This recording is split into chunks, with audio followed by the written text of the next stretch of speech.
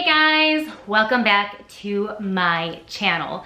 So for once, we're not in my car driving and experiencing the stick shift of me driving, right? Because I drive a manual car and I'm wearing a somewhat normal clothing piece, right? Because a lot of times I have branded clothes on with alcohol names.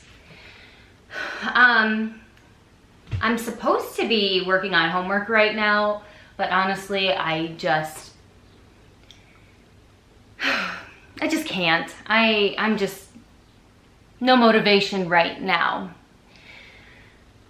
So I figured, why not upload a YouTube video, and that sounds more fun. So anyways, a little update about the whole thyroid situation. I went on Saturday because remember, I cannot stand y'all getting my blood drawn.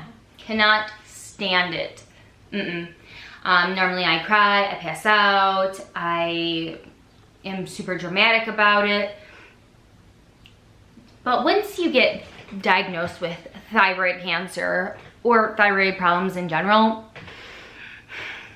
you are going to be poked, you are going to be prodded, and really, there ain't nothing you can do about it other than just do it. And so, you know, I try to put like my big girl panties on and just do it. And I'm kind of funny. Like when I start, like, you know, I stick my arm out and I look away, and then I'll start like the lady was there, and I was like just singing like a little song, and she's like laughing, and you know, I'm just a nut job. So, you know, I'm trying to distract myself by like singing a stupid like little kid song, and she does it, and I didn't cry this time, I didn't pass out. I do this whole leg kick pop thing where like I'm sitting in the chair and I feel it and I boom, you know, lift my leg up. But my husband was there with me, and he said I did a very good job, and he was proud of me. But that's just how it's gotta be. I'm gonna be getting my blood drawn for the rest of my life, whether I want to or not. And it's best just to try to conquer and get over the fear, as opposed to just always having that like linger on being on your mind. I don't know if you guys can see, like, but I have a bruise here, I got a bruise there, without like flashing y'all here. I got a bruise here, a bruise there, and like all over. And you would think it was probably like me, do you like my picture? You would probably think it was me being like kinky with my husband, but no. I have been getting these mystery bruising. And you guys can see my ring light. Let's just move it over. Whatever, the ring light's gonna be in there, y'all. Trying to be a better YouTuber, okay? Honest to God, I've just been getting these like mystery bruising. I'm not sure if I'm like fighting crime while I'm sleeping or what, but I did have my labs drawn, and because it has been starting to concern me, because I'm a person that I typically don't bruise unless, like, you know, it's really called for a bruising situation. I feel like I bump my leg on my bed and I'm gonna be getting a bruise. And yes, I know that could be low iodine, low iron. I've been trying to make sure that I get enough of all that stuff, but I'm really hoping that I didn't like turn out to be like anemic or what, and I want to see what's like going on, if like white blood cells are down and all that stuff. And I talked to my doctor, because if you're a woman and you're under 30 and you're going through the whole thyroid cancer journey like I have, there's certain things and that I keep bringing up. Children, yes, I read online that you can have kids, blah blah blah. And it is concerning to me, thinking, how long is the actuality before I can even attempt to have kids? Like, what does that look like? And heaven forbid, what if there's something like else wrong with me later on? Like, I'm not fertile. Like, it's better to like know things, like maybe it's just my Virgo craziness, but like I just feel like I know I gotta breathe one day at a time, but my brain just kind of races, and I think like, you know, say like I was just already trying for like a year to get pregnant and I didn't have thyroid issues, then you might think you were having some fertility issues, and then you go on and take care of those things. But then when you get cancer and then you do the radioactive iodine and then you have to wait a year, everything just gets prolonged. And I'm not anticipating getting hard to like it being hard to get pregnant, but in a way I am, because I do know if your levels are off, then that's like hard. And yeah, I totally have like kids on my brain. That's something that me and my husband both want. And of course there's other options and alternatives, but these are just my thoughts, and I need to know my rights, my options, and all that stuff. So I made an appointment. Well, I told my doctor about everything that, about the whole fertility thing. And like I told you guys in other vlogs, I'm starting to see like hair growth, like where it shouldn't be happening, you know, like 1 or 2 hairs, fine, but it's enough for me to be like, okay, I want to see if there's something else going on, especially since like, you know, like your hormones and stuff are all sort of like messed up, right? So I'm trying to adjust this camera a little bit. So I had a testosterone test done, which I'm very curious to see where that level is and what that means. I had a CBC test. I don't know what that is. And all these are blood or lab tests. I also had a TCH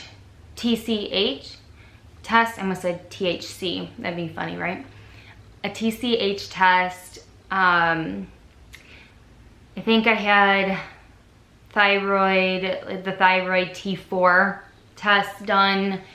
There was another few thyroid globin levels, which will let me know if, like, I guess that level indicates cancer and if it's traceable or not. And obviously you don't want it to be traced, but my doctor like warned me like, hey, if you get a high result, don't freak out. We'll just like retest you. And it's like, oh yeah, sure, here's my arm. Just keep poking me. Please don't. Please don't. I wish they could just like take it from your butt. Like that sounds terrible. I wish they could just like take the needle and like poke you like in your butt and like a pneumonia shot, you know, and get the blood that way. Cause like I went mine, I got kind of a big butt, so it works for me. But no, it's so invasive. I don't like that. What else? So I'm going Wednesday, and my mom and my husband are actually coming with me because I go to a majority of these appointments alone. And then I will, of course, come back with information, and sometimes I'm emotional, sometimes I'm not, and sometimes they have questions that I'm like, I didn't even think to ask. And it is always better to bring somebody with. At the same time, I find it sometimes not to be comforting, because I feel like when you bring an audience, they try to minimize like the severity of the situation. Like back when I was just going through thyroid problems without the cancer word attached, it was, oh, don't worry about it, like a lot of people, like, they just kind of minimized it. And it wasn't because they were like trying to like take away that the diagnosis or whatever. It's just people, we try to buffer and beat around the bush and try to just tell people that, hey, it's gonna be okay, like, don't worry, it's not gonna happen to you. And we're all guilty of doing it, because we don't want to be mean people and be like, well, you should fear the very worst, right? So sometimes I feel like when I bring my family, they'll tell me something, and then they're always kind of like, for the sake of me and being optimistic, of course, kind of like we'll rule it down or play it down. But then at the same time, if I don't bring them, then I'm missing important things, and then they have questions, and then maybe sometimes I take a small bit of information and I just blow it out of control. So I guess it's just like the small catch-22. I wouldn't even say it's a catch-22. So, and of course, like I hope I go to the doctor on Wednesday here and she tells me everything looks amazing. I don't have to see you back here and it's done. Realistically, is that gonna happen? It's highly unlikely that she's gonna say you're perfect, but hey, I'm ready for positivity and I'm throwing it out there.